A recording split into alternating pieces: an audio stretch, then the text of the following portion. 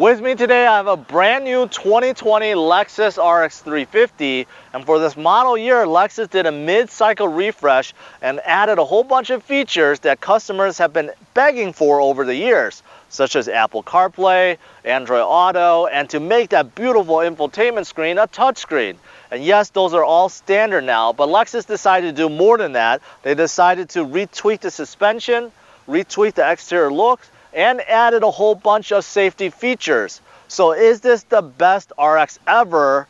That's what I'm here to find out. So in this review video, learn everything there is to know about this brand new RX350 so you could decide if this is the right SUV for you.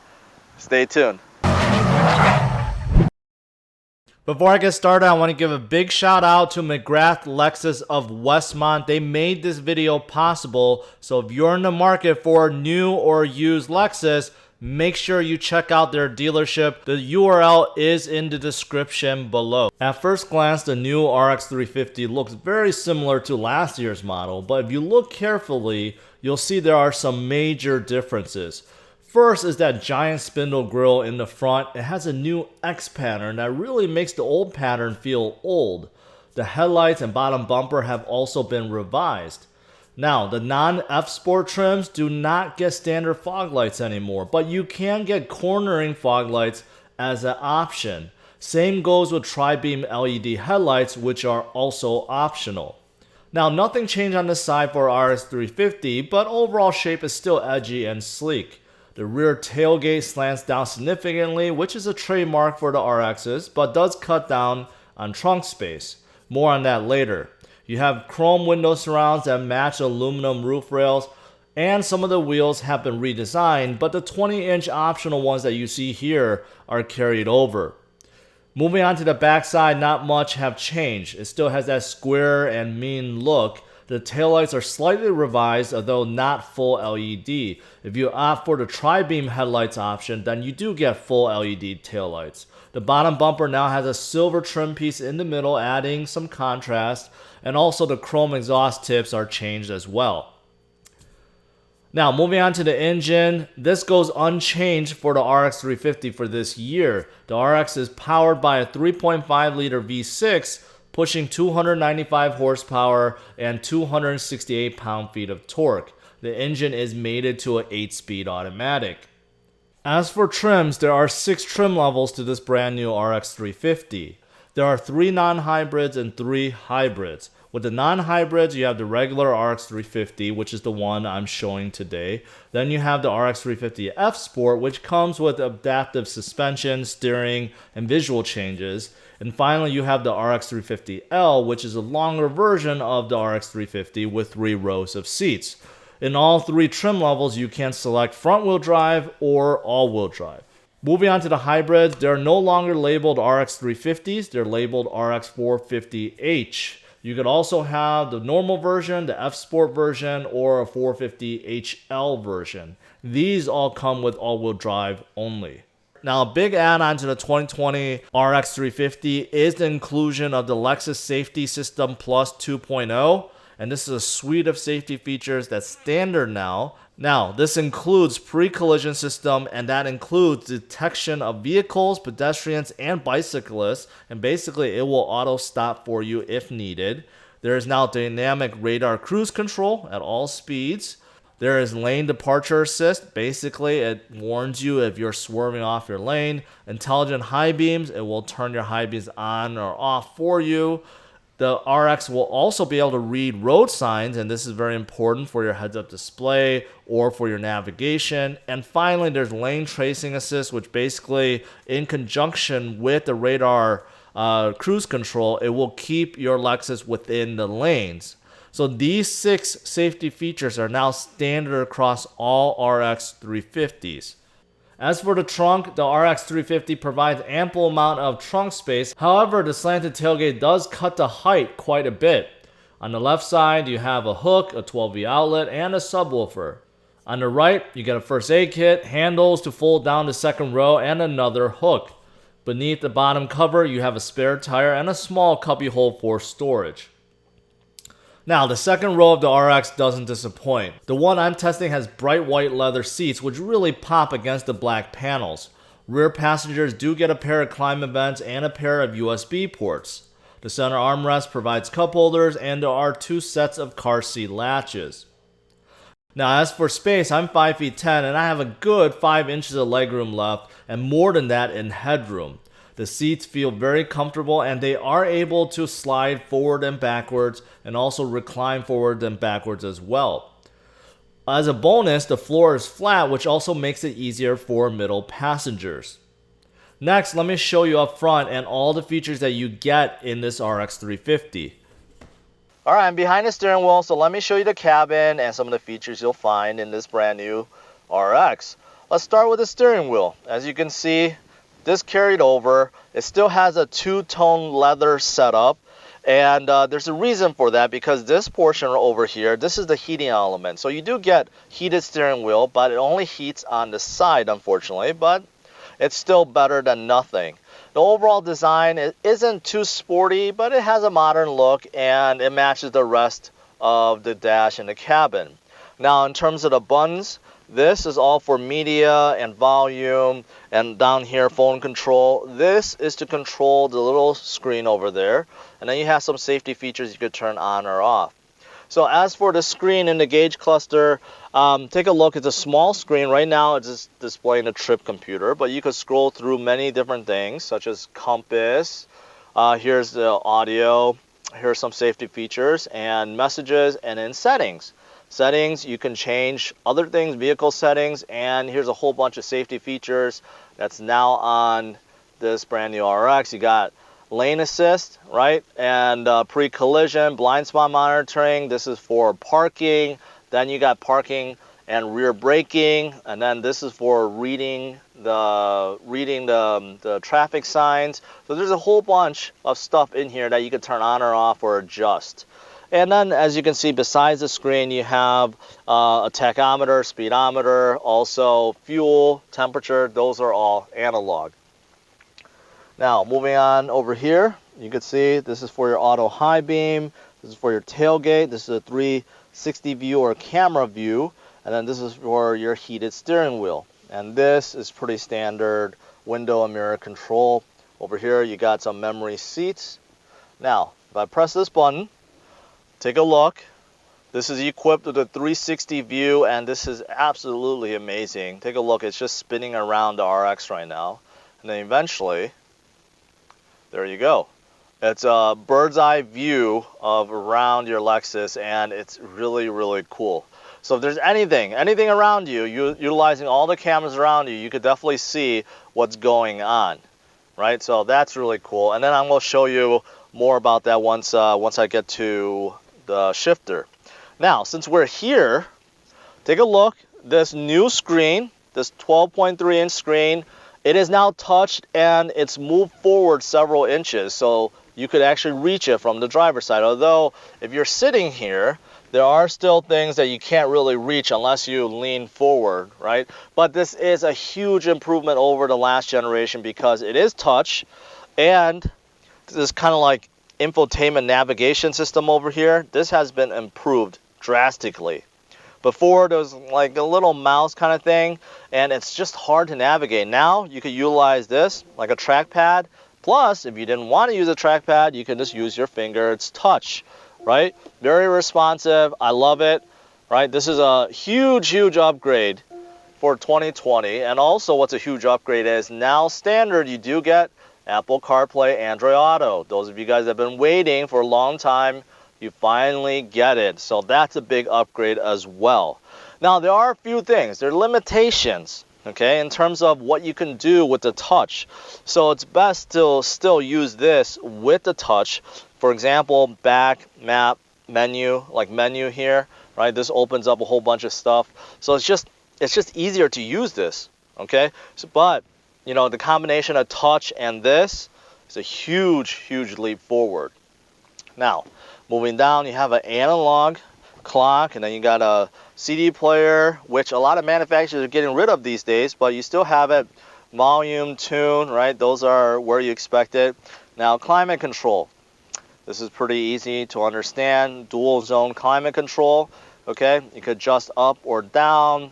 Fan control, heated mirrors, defrosters, All that good stuff is here. Pretty simple, self-explanatory.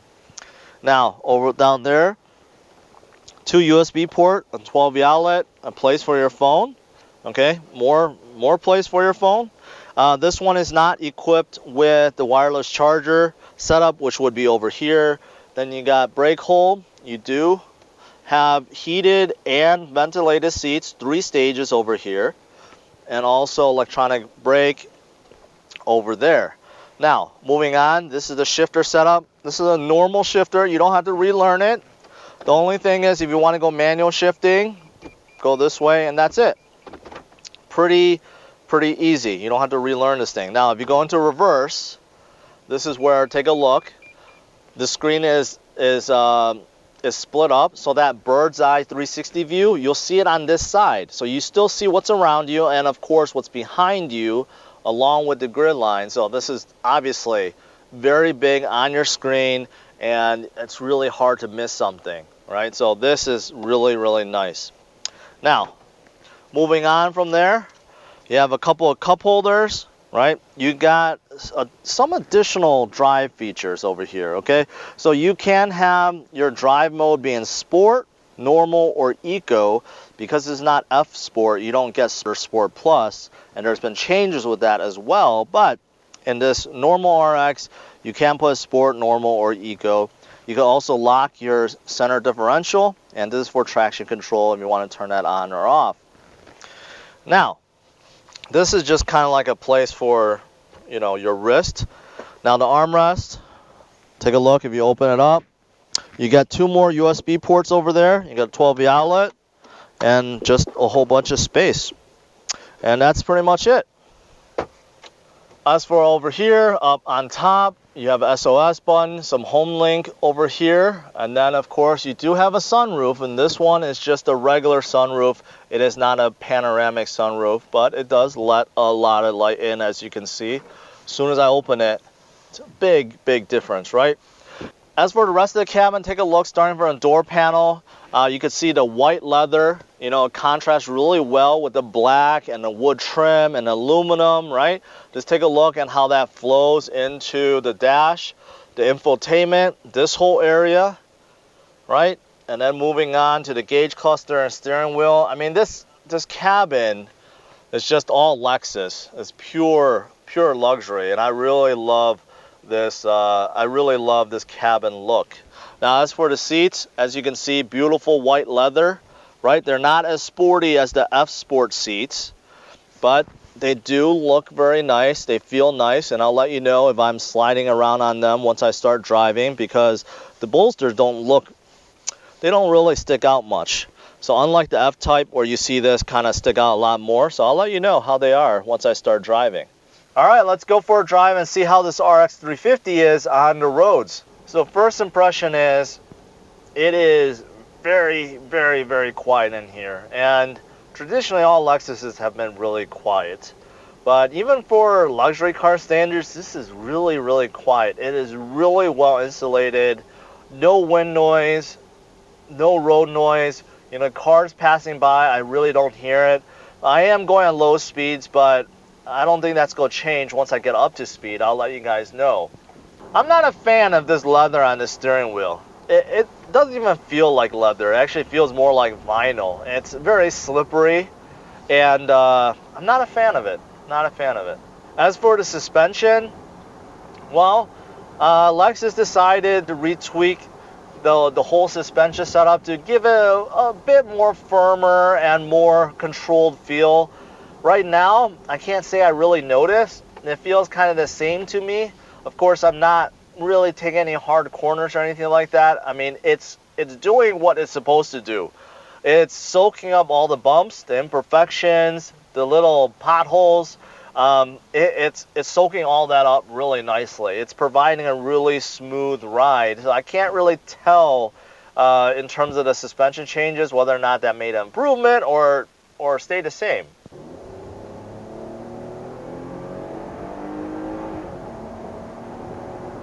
Okay, just got up to 60. It was adequate.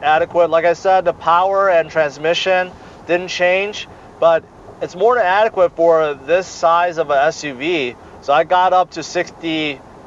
It wasn't slow, it wasn't fast, it was just about normal, and that's what you would expect. The seating position, you know, I like it. I like it a lot. You know, Lexus purposely made like the center armrest and everything to be a little bit higher, so it makes you feel like you're more like in a car, and I like that feel. Like you're more, it's a little bit more cozy. But from a visibility standpoint, it's great. Big windows all around you. The back window is not covered up by the headrest. The headrest is on the side, so I could see clearly out in the middle. So visibility is great. I mean, I like this cabin. I like this feel. The seats right now, very comfortable, very comfortable. I'm really used to the F-type seats, and I feel like the F-type seats on the RX, they're a little bit narrow, especially the bottom cushion. So I felt like my thigh always like kind of got in the way. But in the normal seats right now, I really like the feel. They're nice and well cushioned, and I do feel like I kind of slip around a little bit. The bolsters in the back, I wish they were a little bit thicker, because I do feel like I do slide around just a little bit. So I wish it was just a little bit thicker. But overall, very comfortable, and the seating position is a good height. You know, compared to some of the crossovers, some of them are on the lower side. Of course, some are on the higher side. This is right in the middle, so this is where I think it's a good balance. Good balance. You're not like 10 feet in the air, but you're not sitting on the ground either. Now, as for steering, it's a weird feel because it is very precise. Like as soon as you turn a little bit, the RX starts moving, but it's very vague feeling. So although it's vague feeling, but it's also precise. So it's a weird combination of the two. This electronic steering definitely, you don't really feel it. You don't really feel anything from the road. You just feel the car turn with you, and I guess that's good enough for most people. The brakes feel good. I like the brakes. Nothing unusual about them. They stop the car well. It doesn't catch on too quick or too late. It's like right in the middle where you expect it. So I like the brake feel. Yeah, I mean, it's really quiet. It's really quiet. Now that I'm up to speed, about 50 miles per hour, 45, 50, it's still very, very quiet. Like the cars passing by, I really don't hear much. I don't hear much from the engine. A little bit of the exhaust, and that's okay. But it's really quiet in here. Really, really quiet. Alright, I'm going to change my mode to Sport. Of course, there's no Sport Plus in here. I'm just going to change it to Sport and see if I feel the difference. Yeah, in Sport, definitely the throttle is a little more aggressive. So RPMs get up much faster. So I do feel that. Those of you guys that want a more lively drive, Sport will do it for you. Overall, the cabin is really nice, really elegant and luxurious. No cheap plastic anywhere. Very little places, I should say. But I will say this gauge cluster setup, this is like straight out of Toyota. I've reviewed a lot of Toyota with the same kind of info screen, the same kind of gauge setup. Now the F Sport RX350, this is completely transformed. It looks a lot better, a lot more sporty. But on this regular edition, yeah, I feel like Lexus should do something, because this is exactly like what's in a Toyota. Lastly, let's look at the good and bad to this brand new RX350. Starting with the good, the RX350 has an elegant and modern exterior. It definitely has a spacious and good looking cabin. The new touchscreen infotainment system is a big improvement. New safety features are always good. Apple CarPlay and Android Auto are added. And finally, the RX350 has a quiet and comfortable ride. As for the bad, there's a few. The steering wheel leather could be better. The rear tailgate cuts off a lot of trunk space. And finally, lots of standard features for other manufacturers that are optional on this RX350.